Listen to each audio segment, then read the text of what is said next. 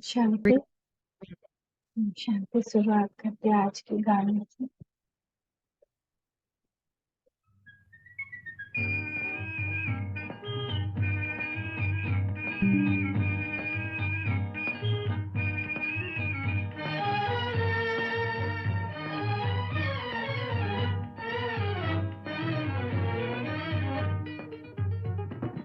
किसी ने अपना बना के मुझको मुस्कुराना सिखा दिया। अंधेरे घर में किसी ने हंस के चिराग जैसे जला दिया। किसी ने अपना बना के मुझको मुस्कुराना सिखा दिया।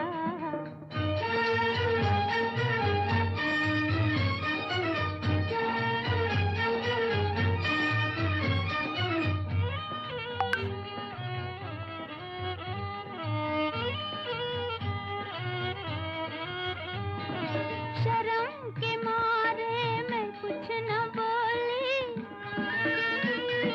शर्म के मारे मैं कुछ न बोली। नजर ने पर्दा गिरा दिया। मगर वो सब कुछ समझ गए हैं कि दिल भी मैंने गंवा दिया। किसी ने अपना बना के मुझको मुस्कुराना सिखा दिया।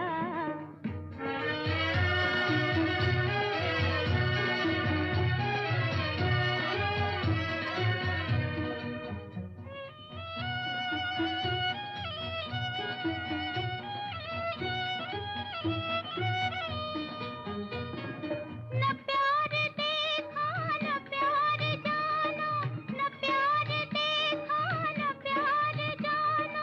सुनी थी लेकिन कहानियाँ। सुनी थी लेकिन कहानियाँ। जो ख्वाब रातों में भी न आया वो मुझको दिन में दिखा दिया। किसी ने अपना बना के मुझको मुस्कुराना सिखा दिया।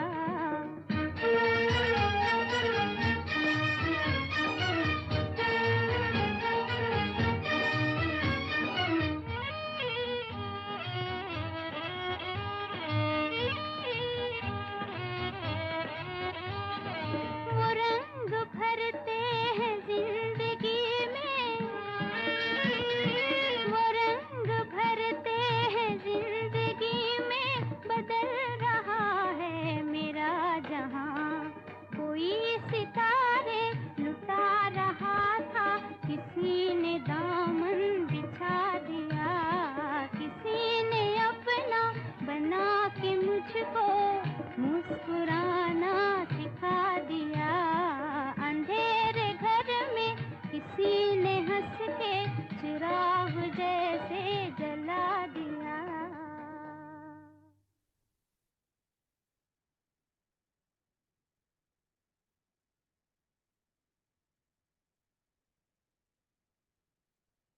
तो बाबा कहते हैं आज, मीठे बच्चे, तुम बेहद के बाप को याद करो। इसमें ही ज्ञान, भक्ति, वैराग्य तीनों समाया हुआ है। यह है नई पढ़ाई। इसमें ज्ञान भी है, भक्ति भी है और वैराग्य भी है। क्योंकि भक्ति मार्ग में बिना भगवान को जाने हम उनको याद करते थे, तो यहाँ भी उनको याद कर रहे हैं, लेकिन यहाँ ज्ञान भी है। तो प्रश्न है, संगम पर ज्ञान और योग के साथ साथ भक्ति भी चलती है कैसे? वास्तव में योग को भक्ति भी कह सकते हैं, क्योंकि हम भगवान को याद कर रहे हैं ना, उनकी याद में मगन हो रहे हैं, मन का दिया जला रहे हैं, अपने शुद्ध विचारों की अगरबत्ती की खुशबू फैला रहे हैं। क्योंकि तुम बच्चे अव्यभिचारी याद में रहते हो, एक की याद में। तुम्हारा यह याद ज्ञान सहित है, इसलिए इसे योग कहा गया है। द्वापर में सिर्फ भक्ति होती है, ज्ञान नहीं होता, इसलिए उस भक्ति को योग नहीं कहा जाता। उसमें कोई एम ऑब्जेक्ट भी नहीं होती कि हाँ, हम भक्ति करके क्या बनना चाहते हैं। बस भक्ति करते हैं ब्लाइंडली। अभी तुम्हें ज्ञान भी मिलता है, योग भी करते हो, फिर तुम्हारा बेहद की सृष्टि से वैराग्य भी है। आज का गीत हमने सुना कि किसी ने अपना बना के हमको मुस्कुराना सिखा दिया। यानी जिस भी परिस्थिति में पहले हम मूंझ जाते थे, दुखी हो जाते थे, आज उस परिस्थिति में भी हम खुश रह सकते हैं। ओम शांति। बेहद का बाप समझाते हैं, शास्त्रों का पढ़ाई और कोई पढ़ाई नहीं, क्योंकि शास्त्रों की पढ़ाई में कोई एम ऑब्जेक्ट नहीं है। शास्त्रों से कोई दुनिया का पता नहीं पड़ता है, अमेरिका कहाँ है, किसने ढूंढी, ये बातें शास्त्रों में नहीं है। कहते हैं फलाने ने ढूंढी, दूसरे इलाके ढूंढते हैं अपने रहने लिए। देखा, मनुष्य बहुत हो गए हैं, रहने लिए जमीन तो चाहिए ना। अब ये सब बातें पढ़ाई की हैं, इसको एजुकेशन कहा जाता है। तुम्हारा भी ये एजुकेशन है। इसको आश्रम कहे अथवा इंस्टीट्यूशन कहे व यूनिवर्सिटी कहे, इसमें सब आ जाता है। उस पढ़ाई के नक्शे आदि हैं और है। शास्त्रों से रोशनी नहीं मिलती, पढ़ाई से रोशनी मिलती है। कितने युग आए, क्या आए। तो अगर आप किसी को भी ये सुनाएं कि पहले ये युग आता है, उसमें इतनी आत्माएं होती हैं, उनकी उम्र इतनी होती है, वहां ये होता है, फिर ये युग आता है, तो सब आश्चर्य खाएंगे कि अरे इतना ज्ञान कहाँ से आया। तुम्हारी भी पढ़ाई है। वैकुंठ किसको कहा जाता है, यह न उस पढ़ाई में है न शास्त्रों की पढ़ाई। यह नॉलेज ही नहीं है जो एक बाप ही बतलाते हैं। मनुष्य तो कह देते हैं स्वर्ग नर्क सब यहाँ ही है। बाप ही समझाते हैं कि स्वर्ग नर्क किसको कहा जाता है। यह बातें न शास्त्रों में है न एजुकेशन में। तो नई बातें होने के कारण मनुष्य मूंझते हैं, कहते ऐसा ज्ञान तो कभी सुना नहीं। तो कोई कोई बिलीव नहीं करते हैं, मूंझ जाते हैं कि ऐसा कहाँ होता है। यह तो नई वंडरफुल बातें हैं जो कभी कोई ने नहीं सुनाएंगे। है भी बरोबर नई बातें। न उस एजुकेशन वाले, ना उस एजुकेशन में है। तो नई बातें होने के कारण ही न उस एजुकेशन वाले सुना सकते हैं, न सन्यासी आदि सुना सकते हैं। इसलिए परम पिता परमात्मा को ही ज्ञान का सागर कहा जाता है। बेहद की हिस्ट्री ज्योग्राफी भी समझाते हैं। ज्ञान से स्वर्ग और नर्क का विस्तार भी सुनाते हैं। यह नई बातें हैं। जैसे कल बाबा ने बताया कि द्वापर से जो भ्रष्टाचार शुरू होता है, तो पहले 2 कला होता है, फिर 4, फिर 8, अब 16 कला हो गया है। तो हर चीज में भ्रष्टाचार है। तो इस पढ़ाई में सब कुछ है, ज्ञान भी है, योग भी है, पढ़ाई भी है, भक्ति भी है। योग को भक्ति भी कह सकते हैं, क्योंकि एक के साथ योग लगाना, उनको याद करना होता है। वह भक्त लोग भी याद करते, पूजा करते, गाते हैं। वह भक्ति करना कोई योग नहीं कहेंगे। समझो जैसे मीरा थी, श्री कृष्ण के साथ योग लगाती थी, उनको याद करती थी, परंतु उसको भक्ति कहा जाता है। उनकी बुद्धि में कोई एम ऑब्जेक्ट नहीं है। इसको ज्ञान भी कहते हैं, भक्ति भी कहते हैं। योग लगाते हैं, एक को याद करते हैं। सत्युग में न भक्ति होती है न ज्ञान। संगम पर ज्ञान और भक्ति दोनों ही है, और द्वापर से लेकर सिर्फ भक्ति चलती आई। किसको याद करना, उसको भक्ति कहते हैं। यहाँ पर ज्ञान भी है, योग भी है, भक्ति भी है। समझ सकते हैं। वह सिर्फ भक्त हैं, तत्व से योग लगाते हैं, परंतु उनका है अनेकों से योग, इसलिए उनको भक्त कहेंगे। तुम्हारा यह अव्यभिचारी योग, सिर्फ एक शिव बाबा से योग। यह ज्ञान सागर खुद बैठ पढ़ाते हैं, उनसे योग लगाना होता है। वह तो आत्मा को ही नहीं जानते, हम तो जानते हैं। परम पिता परमात्मा बाप के साथ बुद्धि योग लगाने से हम बाप के पास चले जाएंगे। वह हनुमान को याद करते हैं तो उनका साक्षात्कार हो जाता है। उनको अव्यभिचारी कहा जाता है। यह है अव्यभिचारी योग। सिर्फ एक बाप को याद करना है, इसमें ज्ञान भक्ति वैराग्य सब इकट्ठे हैं, और वह उन्हों का सब अलग अलग है। भक्ति अलग, ज्ञान भी सिर्फ शास्त्रों का है, वैराग्य भी हद का है। यहाँ बेहद की बात है, हम बेहद के बाप को जानते इसलिए उनको याद करते हैं। वो केवल शिव को याद करते हैं, परंतु विकर्म विनाश नहीं होंगे क्योंकि वो ऑक्यूपेशन को नहीं जानते। विकर्म विनाश होने का ज्ञान ही नहीं कि कैसे पाप नष्ट होगा, क्योंकि भगवान का ऑक्यूपेशन ही नहीं पता कि भगवान का क्या काम है, क्यों आते हैं भगवान। यहाँ तो बाप की याद से विकर्म विनाश होते हैं, वहाँ काशी कलवट खाते हैं। तो भगवान आज पूरा भक्ति और ज्ञान मार्ग का अंतर बता रहे हैं कि यहाँ याद से विकर्म विनाश होते हैं, वहाँ काशी कलवट खाते, भक्ति मार्ग में काशी कलवट खाते हैं तो उनके विकर्म विनाश होते हैं। यानी जो कुआं है ना, उसमें अभी तो बंद कर दिया गया है। बनारस में कुआं था, उसमें कटारी बहुत सारी लगी हुई थी, उसमें जा करके जान दे देते थे तो उनको उनका कर्म का साक्षात्कार करा के वो कट हो जाता था। तो भोगना भोगनी पड़ती है, परंतु ऐसे नहीं कि तुम्हारे मुआफिक आहिस्ते आहिस्ते कर्मातीत बनते हैं। लेकिन हमारा कैसा भाग्य हो गया कि हम जितना योग लगाएंगे धीरे धीरे आहिस्ते आहिस्ते बाबा के प्रेम में बिना कुछ सफर किए हुए कर्मातीत बन जाएंगे। नहीं, उनके विकर्म सजाएं खाते खाते खत्म होते हैं, माफ नहीं हो जाते हैं। बाकी के क्या होते हैं, विकर्म क्या होते हैं, सजाएं खाते खाते खत्म होते हैं। तो जो योग में नहीं है, याद भी नहीं है, आत्मा समझकर परमात्मा को नहीं याद करते हैं, उनके विकर्म विनाश सजाएं खाते खाते खत्म होते हैं। और जो योग में रहते हैं, भगवान आत्मिक स्वरूप में परमात्मा को याद करते हैं, उनके ऑक्यूपेशन को जानते हैं, तो वो उनके धीरे धीरे आहिस्ते आहिस्ते योग बल से खत्म हो जाते हैं।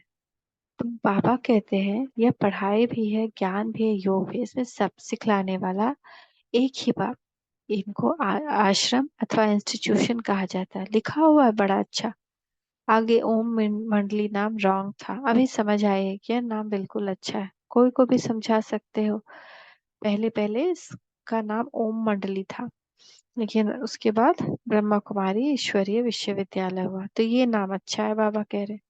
तो तुम ब्रह्मा कुमार तो तुम भी हो, बाप है सबका रचयिता। उनको पहले पहले सूक्ष्मतन रचना है, ब्रह्मा विष्णु शंकर है सूक्ष्मतन वासी।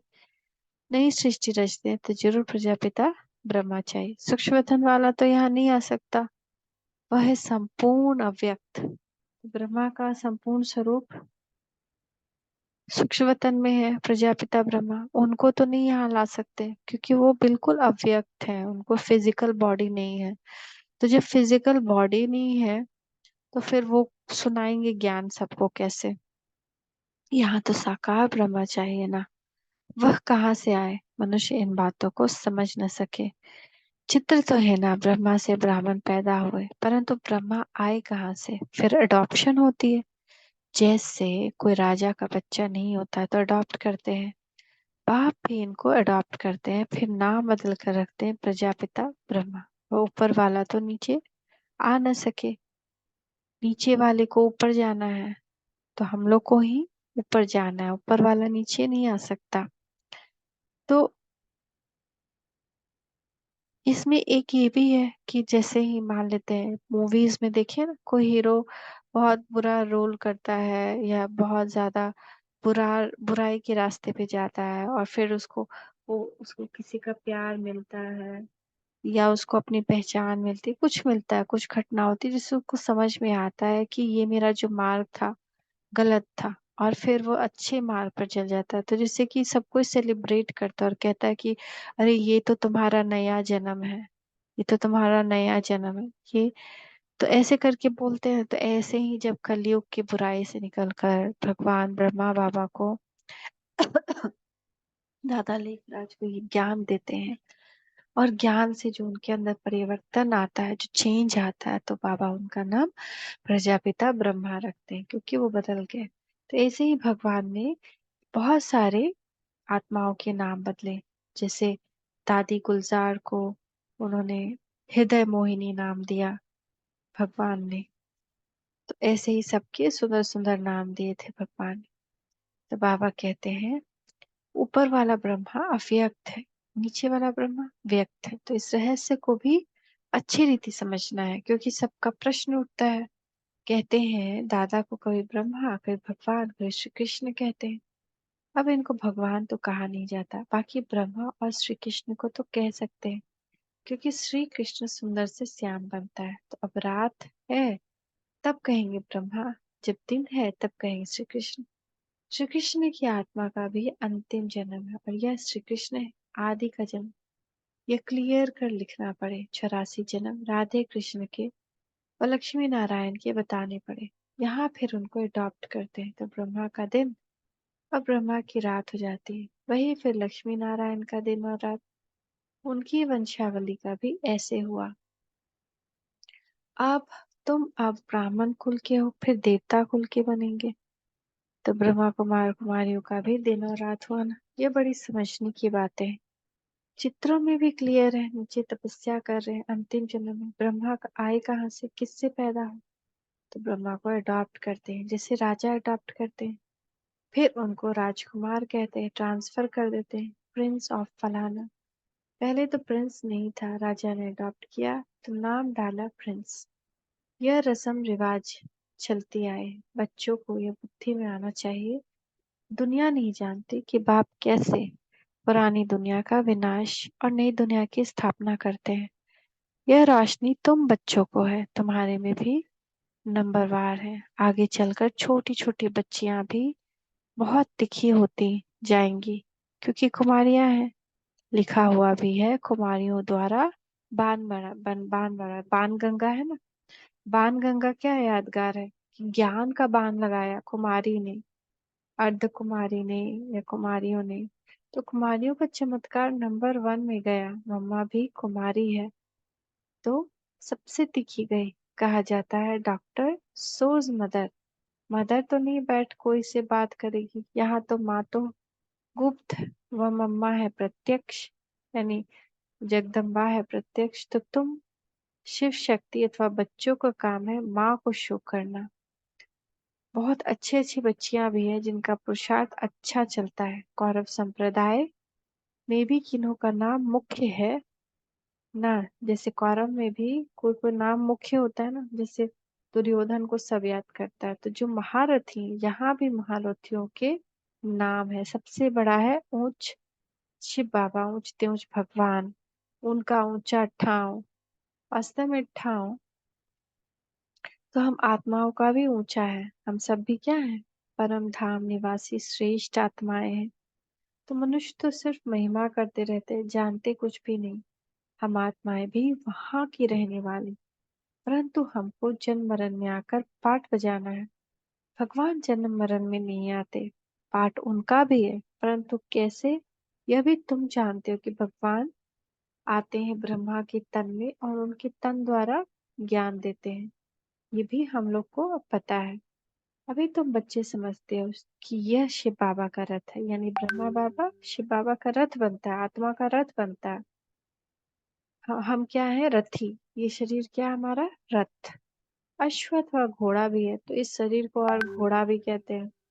बाकी वो घोड़ा गाड़ी नहीं है, जैसा गीता में दिखाया है कि गीता कृष्ण जो है वो घोड़ा गाड़ी में बैठे हैं, वैसे नहीं।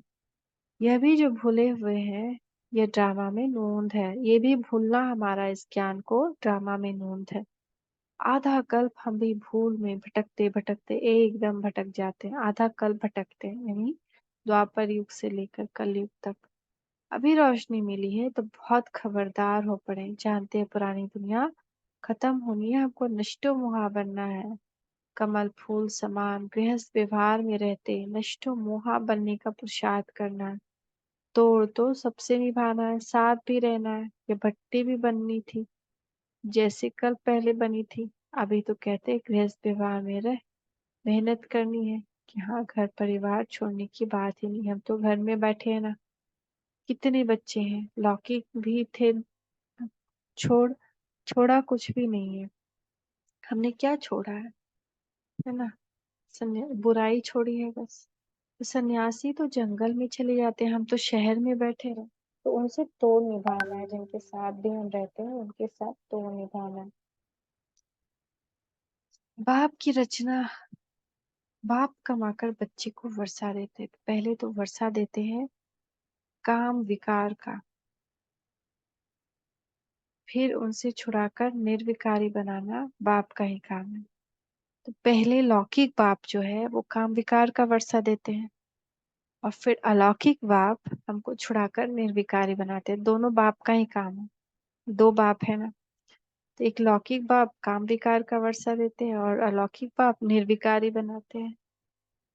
तो ऐसे भी होते हैं, कहाँ माँ बच्चे माँ बाप को ज्ञान देते हैं, कहाँ बाप बच्चों को ज्ञान देते हैं। तो फिर एक कंट्रास्ट बता रहे हैं कि कहीं कहीं लौकिक में भी जो पहले ही ज्ञान में आ गया तो अपने माँ बाप को ज्ञान देता है, और कहीं कहीं पिता ज्ञान में पहले आ गए तो बच्चों को ज्ञान देते हैं, जैसे अश्विन। तो यह है ही राजयोग, वह है हठ योग। आत्मा को नॉलेज मिलती है परमात्मा से। मैं राजाओं का राजा था, अब रंक बनाओ। रंक से राव गाया हुआ है। बच्चे जानते हैं हम जो सूर्यवंशी थे अभी शूद्रवंशी बने, यह भी समझाना पड़ता है। नर्क और स्वर्ग अलग है, मनुष्य यह नहीं जानते। तुम्हारे में भी कितने बच्चे कुछ नहीं जानते, क्योंकि तकदीर में नहीं तो पुरुषार्थ क्या करेंगे। किनकी तकदीर में कुछ नहीं है, किनकी तकदीर में सब कुछ है। तकदीर पुरुषार्थ कराती है, तकदीर नहीं तो पुरुषार्थ क्या करेंगे। एक ही स्कूल चलता रहता है, कोई बच्चे आधे में गिर पड़ते हैं, कोई चलते चलते मर पड़ते हैं। जन्म लेना और मरना बहुत होता है। ये नॉलेज कितनी वंडरफुल है। कितने बच्चे हैं जो अच्छा चलते हैं उसके बाद फिर खत्म हो जाते हैं, बच्चे नहीं रहते, वाम मार्ग में चले जाते हैं।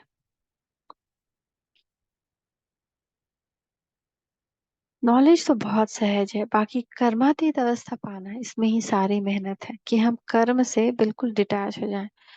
कर्म के फल से, कर्म से कि कोई भी कर्म का किया और बस खत्म। जब विकर्म विनाश हो तब तो उड़ सके। ध्यान से ज्ञान श्रेष्ठ है। बहुत लोग ध्यान में जाते हैं ना तो ध्यान में माया आती है, तो ध्यान से ज्ञान श्रेष्ठ है। ध्यान में माया के विघ्न बहुत पड़ते हैं, इसीलिए ध्यान से ज्ञान अच्छा है। ऐसे नहीं कि योग से ज्ञान अच्छा है, ध्यान के लिए कहा जाता है। ध्यान में जाने वाले आज है नहीं, योग में तो कमाई होती है, विकर्म विनाश होते हैं। ध्यान में कोई कमाई नहीं। योग और ज्ञान में कमाई है। तो बहुत लोग आंख बंद कर लेते हैं, तो आंख नहीं, आंख बंद किया वो ध्यान हो गया। आंख खोल के करना वो योग है। ज्ञान और योग बिगर हेल्दी वेल्दी बन नहीं सकते। बिना ज्ञान योग के हम हेल्दी और वेल्दी दोनों नहीं बन सकते, क्योंकि आत्मा को हेल्दी बनाने वाला ये योग है, ज्ञान है। और वेल्दी बनाने वाला, क्योंकि ज्ञान रतन जितना हम अभी अपने में समेटेंगे, धारण करेंगे, सिर्फ सुना और गवाया नहीं, सुना उसके स्वरूप बने, तो वो ज्ञान रतन ही हमारा धन बनता है। फिर ये घूमने फिरने की एक आदत पड़ जाती है। दुनिया में कहते हैं ना, सरस्वती को पकड़ो तो लक्ष्मी पीछे पीछे आएगी। तो उसका रीजन यही है कि अभी जो सरस्वती जो ज्ञान देती है, या भगवान सरस्वती के द्वारा ज्ञान सबको सुनाते हैं, तो यानी ये ज्ञान जो हम सुनते हैं यानी सीखते हैं, तो उसके बाद हमारे सारे जीवन में लक्ष्मी की कृपा रहती है, लक्ष्मी पीछे पीछे आते हैं, हम ही लक्ष्मी बन जाते हैं। तो ध्यान में जाने वाले आज तो बाबा क्या कर रहे हैं, फिर ये घूमने फिरने की एक आदत पड़ जाती है, यह भी ठीक नहीं है। ध्यान नुकसान बहुत करता है ना। ध्यान में जाने वाले फिर उसको घूम बार बार घूमने फिरने का आदत पड़ जाएगा, तो बहुत नुकसान करता है। ज्ञान भी है सेकंड का, योग कोई सेकंड का नहीं। ज्ञान तो एक सेकंड का है, मैं आत्मा हूँ परमात्मा, तो कोई, लेकिन योग एक सेकंड का नहीं। जहाँ जीना है वहां योग जा, वहां योग लगाते रहना है। जहां भी है, जहां भी जी रहे हैं वहां योग लगाते रहना, तो ज्ञान तो सहज है। बाकी एवर हेल्दी निरोगी बनना, इसमें मेहनत है। सवेरे उठकर याद में बैठने में बहुत विघ्न पड़ते हैं। पॉइंट्स निकालते हैं तो भी बुद्धि कहाँ की कहाँ चली जाती है। और सबसे ज्यादा तूफान तो पहले नंबर वाले को आएंगे ना, जो फर्स्ट नंबर का पुरुषार्थी है। शिव बाबा को नहीं आएंगे, तो ब्रह्मा बाबा को आते थे तूफान। तो बाबा हमेशा समझाते रहते हैं तूफान बहुत आएंगे, जितना याद में रहने की कोशिश करेंगे उतना तूफान बहुत आएंगे माइंड में, बार बार कभी इसकी बात कभी उसकी उसकी बात, लेकिन उससे डरना नहीं है। बार बार उस बात को किनारे कर देना है कि बातों बाद में आना, बाद में आना, बाद में आना। पूरे दिन बातों को करते रहे, बाद में आना तो आना बंद हो जाएगा। तो उनसे डरना नहीं, याद में रहना, स्थिर होना है। तूफान को हिला न सके, ये अंत की अवस्था है, यह है रूहानी रेस।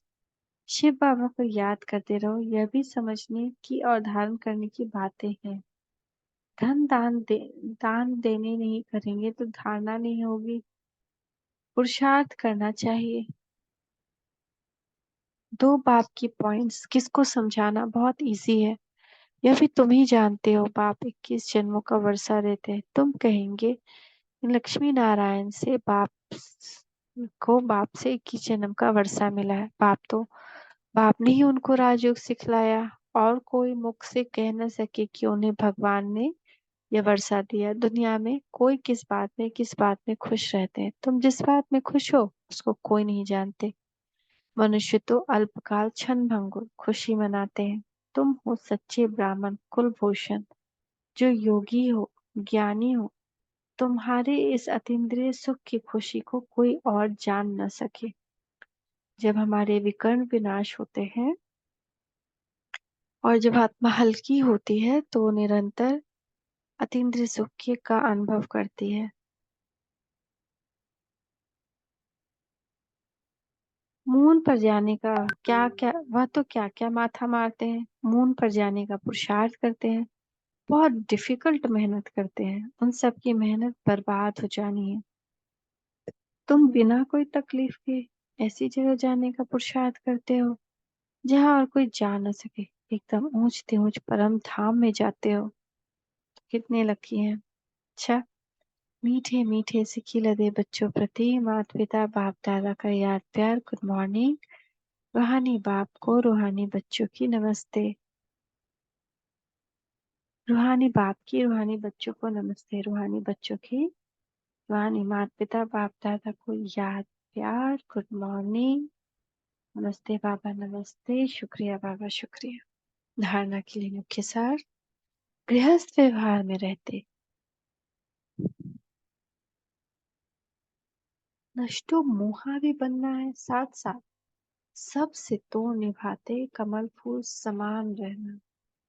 धारणा करने के लिए ज्ञान धन का दान जरूर करना है, ज्ञान और योग से अपनी कमाई जमा करनी, बाकी ध्यान दीदार की आस नहीं रखनी। आज का वरदान।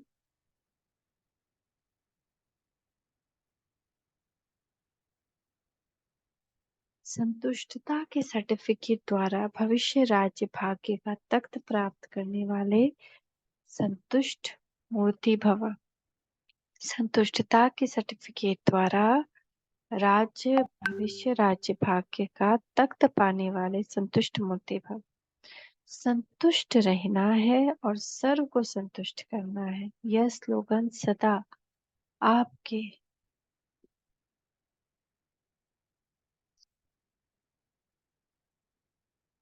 मस्तक रूपी बोर्ड पर लिखा हुआ हो, क्योंकि इस सर्टिफिकेट वाले भविष्य में राज्य भाग्य का सर्टिफिकेट लेंगे। रोज अमृत वेला इस स्लोगन को स्मृति में लाओ। जैसे बोर्ड पर स्लोगन लिखते हो ना, ऐसे सदा अपने मस्तक के बोर्ड पर ये स्लोगन दौड़ाओ कि संतुष्ट रहना है और सर्व को संतुष्ट करना है। बाबा का वरदान है, सर्व संतुष्ट संतुष्ट मूर्ति भवा। तो स्लोगन दोहराओ तो सभी संतुष्ट मूर्तियां हो जाएंगी। जो संतुष्ट है वह सदा प्रसन्न है, तो हर एक गुण में एक दूसरे से जुड़ा हुआ। संतुष्टता आती है तो कर्मातीत अवस्था शीघ्र आ जाती है। तो स्लोगन है, आपस में स्नेह और संतुष्टता संपन्न व्यवहार करने वाले ही सफलता मूर्त बनते हैं। हम किसी के साथ ऐसा व्यवहार करें कि दूसरे को संतुष्टता हो, किसी को असंतुष्टता नहीं। इससे मतलब नहीं कि दूसरा क्या व्यवहार कर रहा है, लेकिन वो हमारे व्यवहार से संतुष्ट हो जाए। ऐसा स्नेह और संतुष्टता संपन्न व्यवहार करने वाले सफलता मूर्त बनते हैं। ओम शांति, ओम शांति, ओम शांति।